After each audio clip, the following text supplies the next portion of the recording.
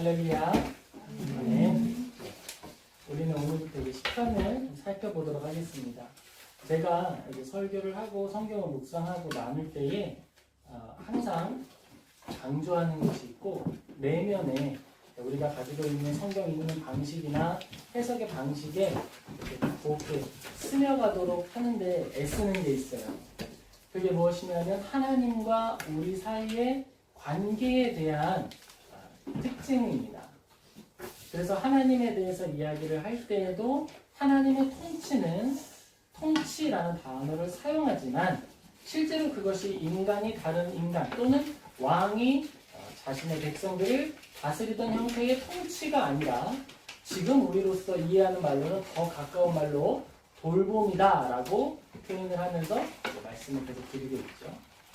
그리고 그렇게 이야기를 하면서 강조하려고 했던 것은 사실 하나님과 우리 사이에 상호 소유적인 관계가 된다라고 하는 것을 말씀드리고자 하는 것입니다. 이 말은 무엇이냐 하면 자발적이고 또 서로 사랑한다라고 하는 그 사랑을 근거로 당신을 내어주신다라는 거예요. 구약 성경을 읽으며 하나님이 항상 하시는 말씀 또는 하나님께서 마음에 기쁘실 때에 우리에게 주시는 말씀 가운데에는 이런 표현들이 담겨 있어요. 나는 너의 소유가 되고 너희는 나의 소유가 될 것이다. 이것이 바로 하나님께서 진정으로 우리를 창조하시며 그리셨던 이상적인 관계, 이상적인 하나됨입니다. 누군가를 힘으로 억압하여 탈취하여 손에 쥐는 것이 아니라 사랑하기 때문에 내가 나를 자발적으로 내어주고 그도 역시 그 사랑에 감복되어서 내어주는 것. 하나님께서 먼저 그의 아들을 우리에게 내어주시고 모든 사랑으로 내어주시고 후에 우리가 그 사랑에 반응하여 나의 모든 것이 주님의 것입니다 라고 고백하는 것. 그러한 서로를 소유하는 모습을 항상 염두에 두고 성경을 묵상하고 그러한 교훈과 교훈에 이르도록 성경을 보고 있습니다. 성경은 나를 해석하고 그 해석을 통해 나와 직접 연결되시는 예수 그리스도를 떠올리게 하는 것. 성경을 읽으면 성경을 통해 우리는 나를 먼저 발견합니다. 나의 죄를 발견할 수 있고요. 나의 연약함을 발견할 수 있고요. 또는 성경의 기록자가 경험하고 있는 고난과 결과, 향기가 비슷한 똑같은 일이 나에게 벌어지고 있다는 사실에 격하게 공감할 수 있어요. 그리고 그때 하나님의 도우심, 돌봄을 확인하며 은혜를 누리고 위로를 받죠. 그리고 궁극적으로 성경에 나타난 모든 고난의 총집합체, 모든 고난을 짊어지시는 분이 예수 그리스도다라고 하는 것을 확인함으로써 우리는 나와 예수님의 직접적인 관계를 확인하게 됩니다. 동일시하게 되죠. 뿐만 아니라 예수님께서 우리보다 더 심한, 더 깊은 고난을 경험하셨다라고 하는 것을 넘어서 그 모든 것이 누구를 위해서 짊어지십니다? 나를 위해서, 나를 사랑하심으로 기꺼이 즐거움으로 짊어지셨다라고 하는 것을 확인합니다. 이러한 실제적인 연결은 역경을 통해서 우리를 예수 그리스도께 연결하는 강력한 인도하심, 도우심이 됩니다. 성경의 능력, 성경의 기능, 성경을 우리에게 주신 이유, 그것은 바로 이것이죠. 먼저 성경을 통해 우리의 삶이 해석되게 하시고 후에 해석된 성경 속에서 예수님과 나를 발견하게 하고 그리고 우리의 주인이시며 진정한 돌보는 이가 되시는 분이 예수님이시다라고 하는 것을 인정하게 하는 것. 그것입니다. 시편 16편은 다윗의 윗간으로 표제가 붙어 있는데요. 피난처와 기업, 이러한 주제로 하나님께 고백하는 시편이에요.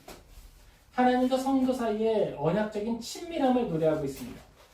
본문의 구조는 크게 두 부분으로 나눠지는데 5절에서 6절은 하나님께서 성도에게 할당하신 기업의 선언, 그리고 7절에서 10절은 그 기업의 아름다움이 우리가 걸어가는 인생 여정, 그 고난의 과정 가운데에 어떠한 기능을 해서 소망이 되는지를 이야기하는 구조를 가지고 있습니다.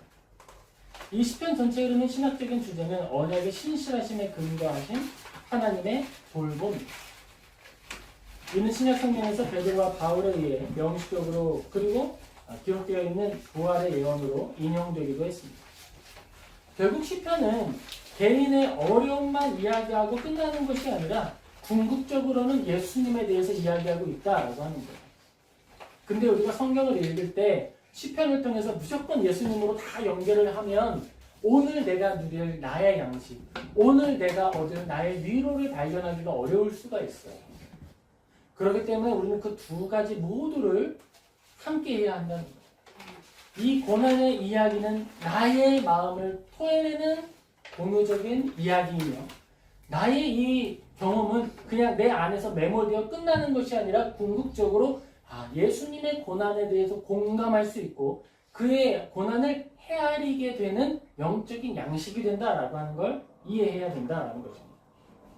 그것이 바로 성경을 성경으로서, 시편을 시편으로서 풍성하게 누리는 통로가 되는 거예요. 5절에서 6절 한번 살펴보도록 하겠습니다. 우리 함께 읽겠습니다. 5절 그리고 6절입니다. 여호와는 나의 산업과 나의 잔의 소득이시니 나의 분깃을 지키시나이다. 내게 줄로 재어준 구역은 아름다운 곳에 있으며 나의 기업이 실로 아름답도다. 아멘. 하나님께서 우리에게 주신 말씀 가운데에 하나님이 우리에게 주시는 단어들은 우리의 일상과 분리된 단어가 아니라 우리의 일상을 담아내는 단어를 사용해 주셨습니다. 사실 이게 우리가 곰곰이 생각해 볼 수 있는 묵상의 지점입니다. 하나님이 당신의 거룩하심을 표현할 때 어떤 재료를 쓰시면 좋을까요? 형이상학적이고 또 거대한 단어들을 사용하신다면 당신의 영원하심과 무한하심과 영광을 그리는 일에 더 적합할 수 있어요. 그런데 하나님은 그러한 단어를 쓰기보다는 우리의 일상에 가까운 단어를 쓰기를 기뻐하셨습니다. 왜 그렇게 하셨을까요? 그것은 하나님이 기록하시는 당신의 영광과 사랑이 우리와 동떨어져서 존재하는 걸 기뻐하지 않으셨기 때문이에요. 우리가 이해할 수 있고 공감할 수 있고 확인할 수 있는 모습으로서 당신의 사랑과 영광을 보여주시기 위하여서 그러한 단어들을 사용하시고 상황을 사용하셔서 말씀해 주시는 것입니다. 여호와는 나의 산업, 나의 소득이십니다 라고 고백한다라는 거예요. 여호와는 나의 것입니다 라고 고백합니다. 주님이 나의 소유이십니다 라고 고백하는 거예요. 하나님은 내 것입니다 라고 말하고 있는 거예요. 이 표현은 사실 하나님의 입장에서는 굉장히 강력한 표현이죠. 왜냐하면 피조물이 어떻게 창조주를 향해서 당신이 나의 소득이십니다, 당신은 나의 월급이십니다 라고 말을 하고 있는 거잖아요. 그리고 당신은 나의 산업이십니다 라고 이야기를 하고 있는 것입니다. 여기에서 이 산업이라는 표현은 여호수아 14장에서 갈렙이 이 산지를 내게 주소서라고 표현하는 바로 그것과 같은 단어를 쓰고 있는 거예요. 이건 내 몫입니다, 내 겁니다, 이 좋은 땅을 내게 주십시오 라고 하는 것과 같은 표현으로 하나님은 내 겁니다, 나는 하나님을 원합니다 라고 요구하게 하신 거예요. 그리고 그 기록을 성경에 담아 주심으로써 우리에게 알려주시는 거예요. 나는 너의 것이 되기를 원한다. 너 나의 것이 되지 않겠니? 그런데 그 교류의 과정 가운데 억압이 아니라 사랑의 교류가 이루어지도록 하신다라는 거예요. 수많은 대화와 수많은 납득의 과정과 이해의 과정과 사랑의 과정을 통해서 서로가 서로 안에서 평안하고 평강을 누리도록 허락하신다는 거예요. 하나님 안에서 평강을 누린다. 이것은 우리에게서도 참 깊은 단어입니다. 하나님을 따르며 걸어간다라고 할 때 우리가 좀 어떻게 여러분이 느끼실지 모르겠지만 제가 처음에 하나님의 삶을 살아가는 사람들을 묵상할 때에는 다이나믹한 삶을 사는 사람들 아닐까라고 생각을 했어요. 무모하게 보이기도 하고 저기로 가는 게 맞나 싶은 길들을 저벅저벅 걸어가는 모습이지 않겠습니까? 그런데 그들의 걸어가는 여정 가운데에 평강이 있고 감사가 있고 기쁨이 있어요. 그들이 가진 것이 많아서 자신의 소유가 있어서 자신의 능력에 탁월해서 담대한 것이 아니라 그저 하나님을 신뢰하기 때문에 담대할 수 있다라고 하는 거예요. 바로 그걸 의미하는 거예요. 그 신뢰함과 그 담대함은 하나님과 나 사이의 관계를 통해서 만들어지는 것이라는 겁니다. 지금 우리 시편을 통해서 이야기하는 산업, 여기는 갈렙은 이 땅을 내게 주십시오 라고 한 거고 이 땅은 내 것입니다 라고 표현을 했지만 다윗은 지금 누구를 향해서 이야기하고 있냐면 하나님 여호와를 향해서 이야기하고 있다라는 거예요. 이 고백은 레위 지파가 가나안 땅에서 토지 중립을 갖지 않은 대신에 하나님이 그의 기업이다라고 하는 선언을 다윗이 자신의 신앙 언어로서 고백을 한 거예요. 레위인들은 하나님께서 너희들은 땅 없다. 너희들은 땅 가질 생각하지 말아라. 너희들은 내가 너희들의 것이다. 라고 이야기를 하셨거든요. 근데 다윗이 묵상해보니까 진짜 유익한 건 내 지파의 땅이 아니라 하나님이시라는 걸 알 거예요. 그러니까 지금 고백을 하는 겁니다. 내 분깃, 내 소득, 나의 유산은 당신이십니다. 라고 고백한다. 성도의 참된 소유는 세상의 축적이 아니라 하나님과의 인격적 연합입니다. 이것을 우리가 기억할 수 있고 누리는 공동체가 되었으면 좋겠습니다. 사실 이 시편을 묵상을 하고 이것을 설교로 준비를 하면서는 단어 선정에 있어서 굉장히 좀 고심을 했어요. 왜냐하면 시편을 묵상하고 글로 적고 이것을 설교화하는 과정 가운데에 추상적인 단어가 사용될 여지가 많거든요. 아무래도 이것은 시이기 때문에 묘사나 시적 표현들이, 문학적 표현들이 많아서 더 그렇습니다. 그런데 그렇게 성경을 읽게 되면 오늘의 현실, 나의 호흡하는 자리, 내가 경험하고 있는 오늘에는 무능력하게 되는 경우가 있어요. 우리가 성경을 읽을 때에도 저는 그 부분을 항상 조금 주의하면 좋겠다라고 말씀을 드리고 있습니다. 성경은 오늘의 나의 삶, 오늘의 나의 호흡, 오늘의 나의 현장을 향해 주시는 은혜이고 양식이에요.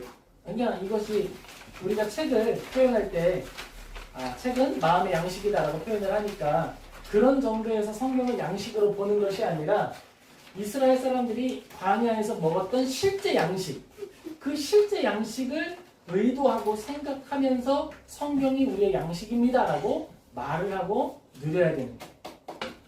진짜 밥인 거예요. 성경을 먹지 않으면 늘 불안에 휩싸이고 성경을 먹지 않으면 우리는 늘 굶주림에 터덕일 수밖에 없는 거예요. 우리가 배가 고프면 짜증이 난다 그러잖아요, 여러분. 저는 좀 더 그런 것 같아요. 배가 고프면 예민해지는 것 같더라고요. 고기 먹으면 사람이 그렇게 젠틀할 수가 없어요. 그런데 성경도 마찬가지입니다.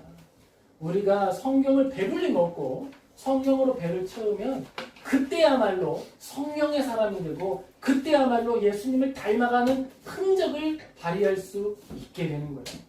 근데 저도 그렇지만 저도 한 달에 고기를 내가 몇 번 먹었는지 가끔 세거든요. 숫자가 너무 적었다 싶으면 몰아서 먹기도 하는데 하늘의 양식은 우리가 과연 어떻게 챙기고 있느냐? 우리가 고민해야 될 문제이죠. 우리가 모든 영양소를 골고루 먹기 위해 노력하는 것처럼 하늘 양식을 섭취하는 일에 힘쓰고 있느냐? 바로 그때 우리의 영혼이 자라가고 우리의 마음이 성령님의 열매를 맺어갈 수 있습니다. 그럼 이렇게 얘기할 수 있죠. 그런데 제가 바빠서 이걸 참 제가 할 수가 없습니다. 공감합니다. 공감하고 있습니다.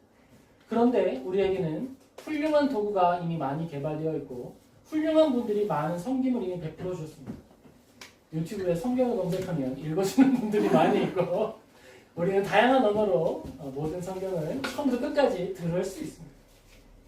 바쁘죠. 나의 일상은 나의 일상으로 살아가는 데 갈 수 있죠.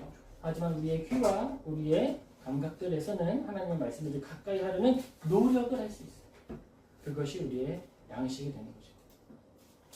성도의 참된 소유는 세상의 축적이 아니라 하나님과의 인격적인 연합이다라고 하는 것을 강조합니다.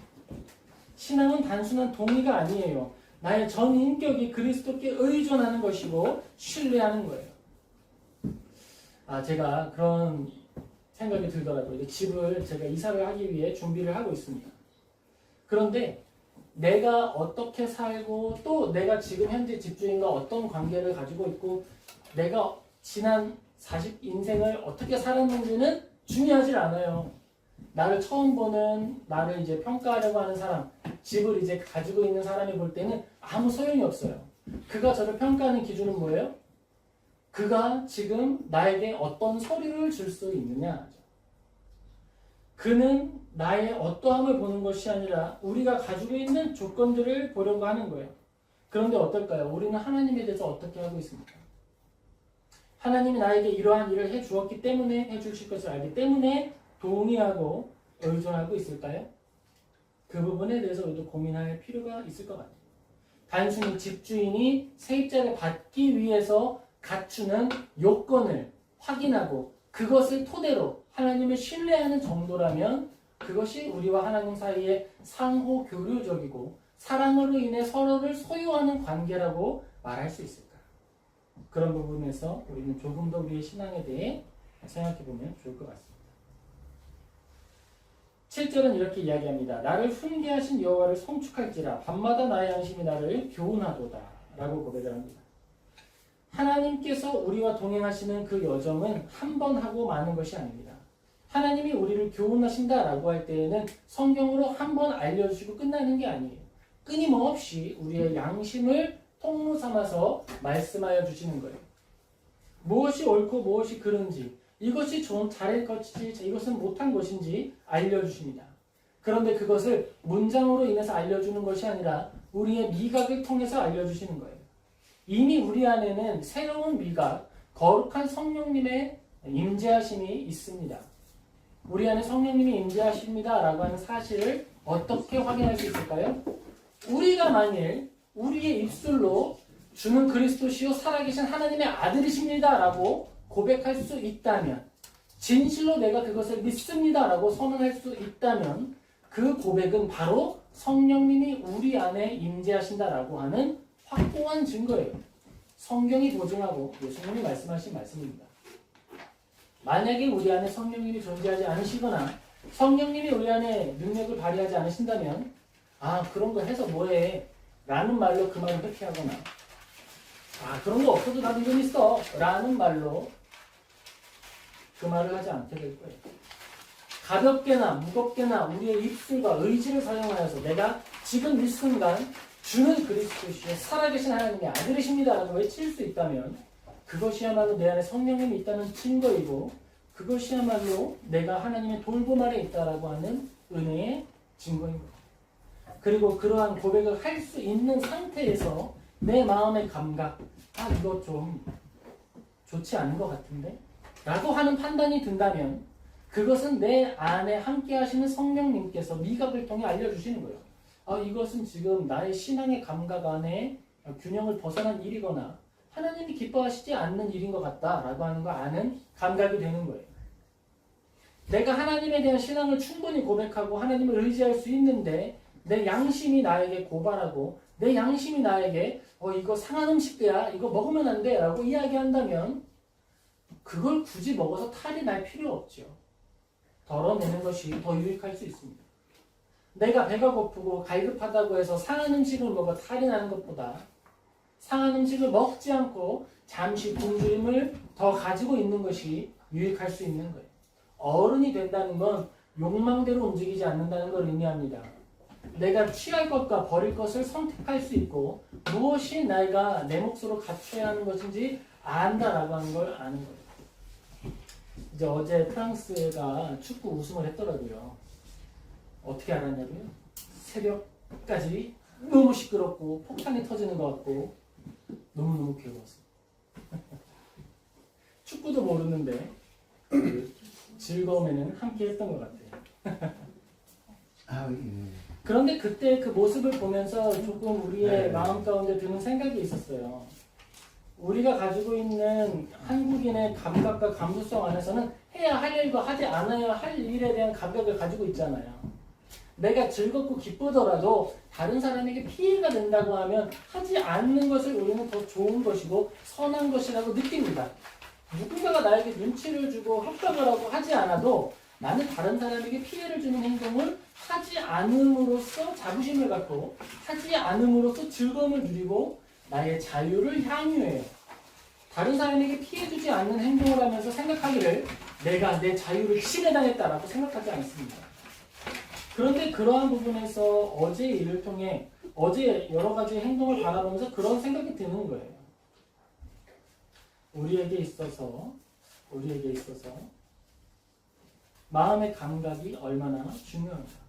그리고 한국인과 프랑스인의 마음의 감각이 다르다면 그리스도인과 세상을 사는 사람들의 감각은 얼마나 달라야 할까. 그것을 우리가 생각해 보아야 합니다. 나를 훈계하신 여호와를 송축할지라 밤마다 내 양심이 나를 교훈하는도다. 밤마다 은혜로 인해서 이불킥을 하는 은혜가 우리에게 있기를 예수님의 이름으로 축복합니다. 아우 내가 왜 그랬지? 아 내가 그때 이렇게 하지 말걸. 조금 더 부드럽게 행동할걸. 조금 더 사랑할걸. 조금 더 이해할걸. 한 번 더 용서할걸. 그런 마음을 가지고 우리가 밤에 교훈을 얻는다면 아 내가 이렇게 할 수 있었을 텐데 조금 하지 못했구나 라고 하는 것을 매일 밤 하나님의 말씀의 은혜 가운데 듣고 깨달아 감각할 수 있다면 그것이 은혜라는 거예요. 다윗이 누렸던 은혜를 내가 경험하게 되는 것이다 라는 것입니다. 다윗이 이야기하죠. 나를 훈계하신 여호와를 송축하라. 밤마다 내 양심이 나를 교훈하니. 우리가 만일 마음속에 신앙을 갖는 것 때문에 갖는 밤의 교훈을 얻는다면 신앙을 가져서 내 마음이 불편해. 이건 내 자유를 침해당하는 거야. 이것은 나의 괴로움이야 라고 생각하는 것이 아니라 다윗이 누렸던 그 은혜가 나에게 임해왔구나 라고 생각하며 기뻐하는 모두가 되길 예수님의 이름으로 축복합니다. 8절입니다. 내가 여호와를 항상 내 앞에 모시며 그가 나의 오른쪽에 계심으로 내가 흔들리지 아니하리로다. 아멘. 이것은 우리가 믿음의 여정을 걸어갈 때 그 일을 걸어가도록 하는 공급처에 대한 고백입니다. 우리가 마음에 하나님의 은혜를 누리고 밤마다 하나님의 음성을 들으며 교훈을 얻고 그렇게 살아가는 인생 여정을 지탱하는 힘, 그 힘은 나로부터 오는 것이 아니라 나의 곁에 계시는 하나님으로 인해 주어진다라고 하는 거예요. 끊임없이 우리에게 공급하여 주시는 힘과 능력과 사랑으로 인해서 우리는 그렇게 계속 살아갈 수 있다는 거죠. 때때로 지칩니다. 날씨가 엄청 더웠잖아요. 더위 별거 아니라고 생각을 했어요. 근데 그게 하루, 이틀, 사흘, 나흘이 가니까 기운이 빠지고 마치 감기가 걸린 것처럼 몸이 점점점 아파지기 시작을 하는 거예요. 작은 것이라고 하더라도 우리가 쉽게 견딜 수 있는 건 없습니다. 단순히 온도가 달라지는 것도 우리에게 있어서는 쉬운 문제가 아닐 수 있어요. 그런데 그 모든 일, 내가 하나님으로 인해 결단해야 하는 마음의 감각들을 기쁨으로 기꺼이 할 수 있도록 하는 그 힘은 얼마나 많은 에너지를 필요로 하는 것일까요? 그것을 공급하시는 분이 하나님이시다라는 것입니다. 하나님 앞에 머무는 이 태도와 자세, 코람데오라고 하는 표현을 쓰기도 합니다. 어디선가 들어봤죠? 기독교적 문구로서 많이 쓰기도 합니다. 하나님 앞에 머무는 감각이다라고 하는 거예요. 그리고 바로 이 성경 구절이 코람데오, 하나님 앞에 머문다라고 하는 감각을 우리에게 각성시키고자 할 때 사용하는 핵심 성경 구절이기도 합니다. 그만큼 우리에게 소중한 성경 구절이다라는 것이죠. 하나님 앞에서 어떻게 살아갈 것인가 하는 것이 나를 교정하고 교훈합니다. 하나님 앞에서 나는 어떻게 머물 것인가 라고 하는 것으로서 이 세상을 향한 나의 태도와 자세를 그리고 나의 인격의 질감을 고백하고 또 다짐하고 변화시킬 수가 있습니다. 뿐만 아니라 하나님이 나의 곁에 계신다라고 하는 이 말 때문에 나는 여러 가지 문제들에 대해서 어떤 선택을 해야 할지에 대한 교훈을 스스로 얻게 됩니다. 이 말씀 자체가 나침반이 되어서 그러면 내가 어떻게 해야 될까를 생각하게 되고 알게 되는 거예요. 그래, 내가 예수님 믿고 하나님이 내 곁에 함께 하시니까 난 이러한 선택을 할 수 있지. 그렇게 우리에게 도움을 주는 성경 구절이 된다라는 거예요. 하나님의 말씀은 이처럼 그냥 주어지고 읽고 끝나는 것이 아니라 그것이 우리 안에 손에 쥐어지고 나침반이 되어서 기능하기 시작합니다. 제가 계속 강조하는 게 있어요. 그렇죠? 하나님의 말씀을 읽고 행복해로 끝나는 것이 아니라 하나님께서 주신 이 말씀, 하나님이 내 곁에 계시다고? 그럼 내가 어떻게 해야 하는 것인지 이처럼 매일의 현장, 매일의 삶 속에 그것들이 적용되고 지침이 되고 방향성이 된다는 거예요. 그런데 그것이 나를 해롭게 하거나 나의 자유를 침해하는 것이 아니라 마땅한 도리로서 행복을 위한 규칙으로서 존재한다라는 것입니다. 9절 우리 같이 한번 읽겠습니다. 이러므로 나의 마음이 기쁘고 나의 영도 즐거워하며 내 육체도 안전히 살리니. 아멘. 사랑하는 성도 여러분, 하나님의 말씀은 무엇을 위해 주어진 것입니까? 대답을 어떻게 하면 좋을까요? 하나님의 말씀은 우리의 행복과 우리의 즐거움을 위해 주어진 것입니다. 라고 대답을 하면 충분한 대답입니다. 그런데 그 행복이 어떻게 우리에게 주어지느냐라고 할 때의 답이 바로 9절에 나와 있는 거예요. 그러므로 나의 마음이 항상 기쁘고 하나님의 말씀은 나의 마음을 기쁘게 합니다. 여러분, 제가 여러분께 말씀드린 적이 있었어요. 하나님의 말씀을 듣고 또 설교를 들을 때 기쁨이 넘쳐 흐를 때가 언제냐라고 하면 저는요, 올바른 말씀을 들었을 때 너무 기뻤어요. 이치에 맞고 합당하고 내 영혼의 미각이 이미 알고 있는 거예요. 저것이 진실로 하나님의 말씀이구나 라고 하는 걸 알게 되고 내 미각이 알고 내 영혼이 알아서 막 반응할 때 너무 행복한 거예요. 그 자체로. 하나님의 말씀이 그렇습니다. 세상은 어두워지고 세상은 악을 향해 기울어지고 세상은 나의 조건으로 나를 평가하려 하지만 하나님의 말씀은 나의 영혼을 바라보고 나의 중심을 바라보시며 말씀하여 주십니다. 시대를 따르지 말고 옳은 것을 따르라라고 이야기하시며 너의 고난이 올바른 고난이었다라고 선언해 주심으로 우리를 격려해 주십니다. 그때 마음은 기뻐지는 거예요. 다윗은 도망자가 되었지요. 사람들이 이야기합니다. 싸워서 이길 수 있는데 왜 도망다니는 거지? 사실 능력이 없는 거 아니야? 무능한 거 아니야? 다윗은 왜 저렇게 하는 걸까? 사실 믿음이 없는 거 아니야? 하나님께 버림받은 거 아닐까? 그 모든 사람들의 이야기들을 이겨낼 수 있는 힘은 바로 하나님의 교훈, 하나님의 은혜, 네가 옳도다라고 하는 하나님의 선언이었습니다. 그것이 다윗의 기쁨이고 광야를 걸어가는 힘이 되었고 계속해서 다윗에게 도망갈 수 있는 능력이 되었어요. 다윗을 죽이는 능력은 육체의 능력이고 내가 싸워서 이기는 능력이죠. 다윗에게 도망가는 능력은 하나님을 신뢰하는 능력이고 하나님을 믿기 때문에만 할 수 있는 선택이었습니다. 우리는 도망가는 능력을 얻는 사람들이에요. 하나님을 기쁘시게 하기 위하여서 낮아짐의 길을 가는 거예요. 어디까지요? 이방 땅으로 갈 때까지. 다윗이 가드 지역까지 갔던 것처럼 가는 거예요. 근데 마음만 기쁘고 끝나는 게 아니다라고 하는 거예요. 영혼이 즐거워한다. 이것은 조금 더 내면이고 조금 더 내 근원에 가까운 것이 되는 것이죠. 내 이제 정신, 내 호르몬의 영역에서 기쁨이 넘치는 것이 아니라 내 영혼, 중심, 삶의 방향성의 영역에서 즐거움이 넘친다는 거예요. 거기서 끝나지 않습니다. 내 육체도 안전하게 살 것이다. 하나님의 말씀은 무엇을 위해 주어졌습니까? 우리의 행복과 우리의 즐거움을 위해 주어졌습니다. 바로 그 적용을 그리고 그 효과를 다윗은 이미 누리고 있었다라는 거예요. 하나님이 밤마다 나를 교훈하셨다. 하나님은 나의 주인이시고 나의 소유이시다. 그러므로 나는 기쁘다. 또한 나는 안전하다. 바로 이 고백을 내어주고 있는 것입니다. 성도 여러분, 믿음으로 사는 삶이 무엇이 다르다고 이야기하겠습니까?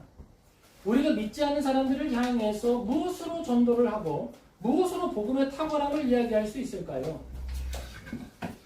그것은 다른 모습, 다른 평가예요. 다른 길을 가는 거예요. 다른 선택을 하는 것입니다. 10절에 이렇게 기록이 됩니다. 제가 읽어드릴게요. 이는 주께서 내 영혼을 수월에 버리지 아니하시며 주의 거룩한 자를 멸망시키지 않으실 것임이니이다. 다윗의 외면적인 삶은 망한 삶이었어요. 많은 것을 잃어버리고 갖추지 못한 것이 너무나도 많고 다윗이 만약에 광야에 있을 때 파리에 집어들어왔다면 결코 서류 심사를 통과할 수 없었을 것입니다. 아무도 그에게 집을 내어주지 않았습니다. 그럼에도 불구하고 그가 즐거워했던 것은 내가 어떤 조건을 갖추어서가 아니라 하나님이 나를 소유하셨다라는 그 신뢰가 있기에 누렸던 평강이었습니다. 하나님이 나를 인도하시기에, 하나님이 나를 붙드시기에 길에서 자도 나는 평안하다. 광야에서 살아도 나는 평안하다. 들에서 떠도는 자가 되어서 도망자로 머물러도 행복하다라고 고백하며 시편을 노래할 수 있었던 것. 하나님의 말씀이 우리에게 능력이 되기를 예수님의 이름으로 축복합니다.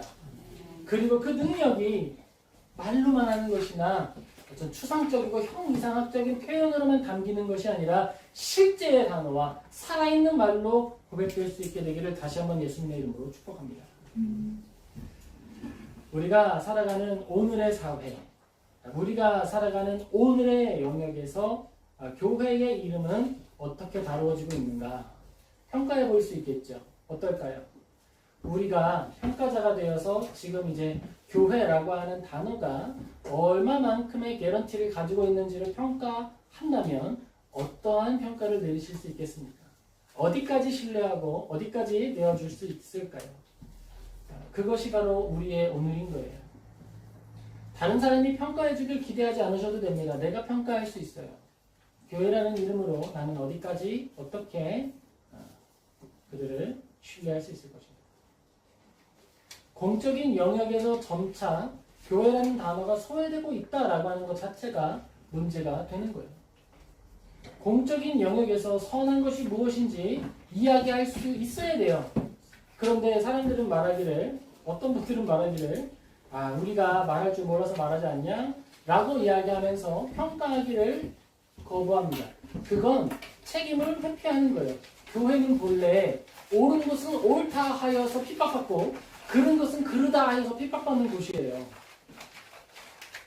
그래서 자기가 가지고 있는 신앙의 신념을 우리가 가지고 있는 교회 법의 1조 1항으로 고백하는 것이 바로 교회입니다. 교회는 성도의 양심을 훼손할 수 없다라고 하는 조항 위에서 교회가 나아가는 거예요. 우리는 이웃을 사랑하라 하신 하나님의 말씀을 가지고 나아가는 사람들입니다. 성경의 말씀을 압축하여서 예수님이 뭐라고 말씀하셨죠? 두 가지다 라고 하셨어요. 너는 마음과 뜻과 힘을 다해서 무엇을 해라? 하나님을 사랑해라.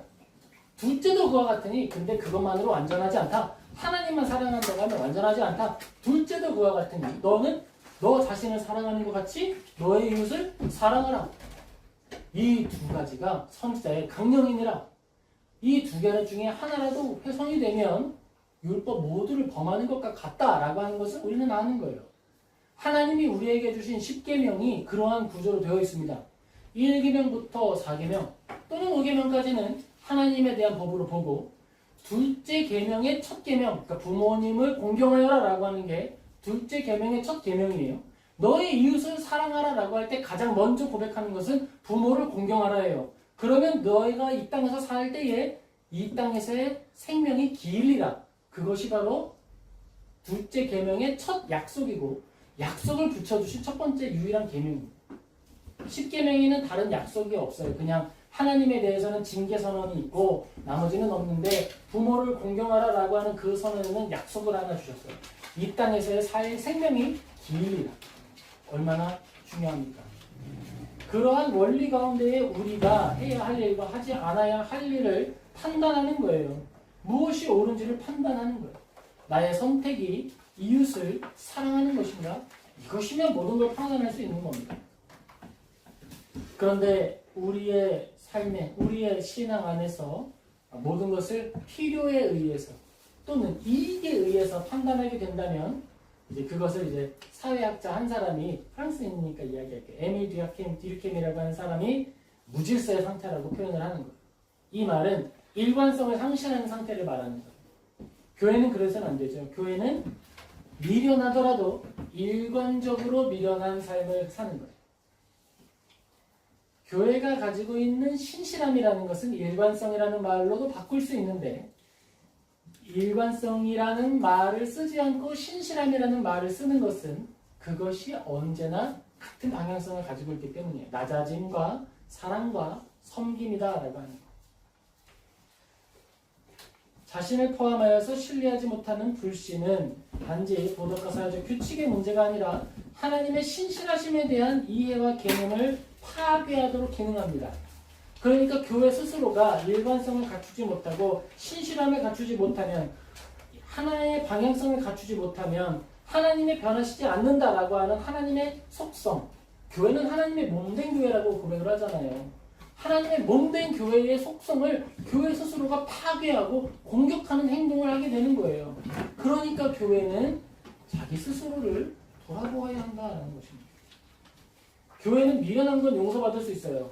그런데 자기 이익에 따라서 이리저리 행동하는 것은 용서받을 수도 없고 이해받을 수도 없습니다. 하나님을 사랑한다면 이웃을 사랑하지 않을 수 없고 하나님을 사랑한다면 이웃에게 나의 것을 나누어 주는 걸 기뻐하지 않을 수가 없는 거예요. 나보다 다른 사람이 더 잘 살고 나보다 다른 사람이 더 높은 자리에 올라가는 걸 기뻐합니다. 그러한 방식의 일관성이에요. 내가 저 사람을 짓밟아서 올라갈 것 같으면 저 사람을 도와서 같이 아래에 머물겠다. 이게 교회의 방향성입니다. 그러한 미련함을 살아내기 때문에 하나님께 도움을 구하는 거예요. 그러한 미련함으로는 이 땅을 살아갈 수가 없으니까요. 내가 내 힘으로 다 싸워서 이길 수 있고 내가 내 힘으로 나를 대적하는 자의 목을 다 칠 수 있다면 하나님을 의지하겠습니까? 내 힘을, 완력을, 폭력을 의지하겠죠. 우리가 하나님을 의지한다라고 할 때 그 고백은 그럴 수밖에 없기 때문에 하나님밖에는 나의 힘이 없기 때문에 그런 고백을 하는 거예요. 그것이 우리들의 고백이 되어야겠습니다. 근데 여러분 그거 아십니까? 우리가 사는 시대에도 아직 희망이 있습니다. 어떤 희망일까요? 오늘 우리와 같이 하나님의 말씀으로 밤마다 교훈을 받는 사람이 남아있기에 그루터기가 남아있기에 소망이 있는 거예요. 우리가 어떤 날에 일관성을 좀 잊어버린 것 같아 보여졌어요? 괜찮습니다. 괜찮다는 건 계속 일관성이 없어도 된다는 뜻이 아니에요. 이제는 회개하고 우리로부터 다시 일관성 있게 행동하면 된다는 거예요. 미련한 길로, 낮아지는 길로, 겸손의 길로 걸어가기를 힘쓰면 되는 거예요. 내가 낮아지더라도 하나님이 기뻐하신다고요? 네, 그럼 제가 그 길을 가겠습니다. 그렇게 가면 되는 거예요. 내가 하나님을 의지하며 걸어갈 때 세상이 나를 모독하고 세상이 나에게 돌을 던지더라도 그렇게 가겠다고? 그러면 그 길을 가는 거예요. 그러한 방식으로 내가 돌을 맞는 방식으로 교회의 신실함을 회복해가면 되는 것입니다. 그렇게 교회의 이름은 다시 한번 아름다운 이름으로 신뢰할 수 있는 이름으로 고쳐져 가는 거예요. 교회의 이름을 고치기 위해서 나의 인생이, 우리의 선택이, 우리의 손해가 필요하다라고 성경은 이야기하고 있습니다. 사랑하는 성도 여러분, 우리가 하나님 앞에서 하나님을 신뢰하며 걸어갈 수 있게 되기를 진심으로 예수님의 이름으로 축복합니다. 그리고 하나님의 양식을 먹는 우리가 가증한 생각을 하지 않았으면 좋겠어요. 그 가증한 생각이라는 건 이익을 따라 이리저리 바뀌는 거예요. 그러니까 신뢰하기가 어려워지는 거예요. 그런 모습이 아닐 수 있게 되기를 예수님의 이름으로 축복합니다. 물론 유혹이 올 수 있어요. 유혹은 올 수 있어요. 그리고 때때로 넘어질 수 있죠. 넘어질 수 있죠. 그런데 그때에 내가 넘어졌다라고 하는 사실을 고백하고 회개하는 것이 아니라 다른 길로 간다면 그것은 우리가 좀 지양해야 되는 일이 된다는 것입니다. 완전할 수 없습니다. 그러나 우리는 회개할 수 있게 완전을 감히 꿈꿀 수 있는 거예요. 다시 시작하고 처음부터 다시 하고 다시 되돌아갈 수 있는 길이 우리에게 주어져 있기 때문에 우리는 이 땅 가운데 비틀비틀거리며 걸어가고 때때로 넘어지나 아주 엎드러지지 않는다라고 성경이 이야기하는 것입니다. 성경은 그리스도인이 넘어지지 않는다라고 말하지 않아요. 그는 넘어지나 그래요. 그는 넘어집니다 말합니다. 그러나 아주 엎드러지지 않으면 이라고 말합니다. 넘어진 상태를 포기하고 뻗어버리지 않는다는 거예요. 다시 툭툭 털고 일어난다는 거예요. 툭툭 터는 것은 회개하는 것이고 일어난다는 것은 잘못된 길로 계속 걸어가는 것이 아니라 원래 가야 할 순례자의 길로 돌아가는 것을 말하는 거예요. 하나님은 우리를 참 사랑하십니다. 그래서 우리에게 당신을 먼저 내어주셨습니다. 어떠한 담보도 보증도 필요 없이 그저 우리를 내어주셨습니다. 난 너희를 사랑해. 그러니까 다 줄게. 그리고 이미 다 주셨어요. 그리고 우리는 소유했습니다. 그리고 이제 우리는 반응할 차례입니다. 어떻게 반응하시겠습니까? 저는 이 자리에서 한 번 더 고백하겠습니다. 하나님, 제 모든 것이 주님의 것입니다. 제가 낮아지든 높아지든 어디에 가든 무엇을 하든 그 모든 것이 주님 손 안에 있고 주님의 뜻 안에 있음을 고백합니다 라고 말할 것입니다. 언제나 이 고백이 우리의 삶의 흔적으로 새겨지게 되기를 예수님의 이름으로 축복합니다. 오늘 말씀을 생각하며 몇 가지 정리를 하도록 하겠습니다. 먼저 우리가 기억해야 할 문장이 있다면 여호와 하나님께서 우리의 소유가 되신다라고 하는 사실을 기억하시기 바랍니다. 먼저 내어주셨습니다. 십자가에 달려 죽으심으로 먼저 내어주셨습니다.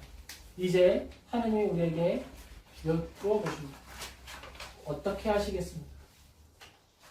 그 질문에 마음과 뜻과 힘을 다하여 답하는 성도는 되시길 예수님의 이름으로 축복합니다.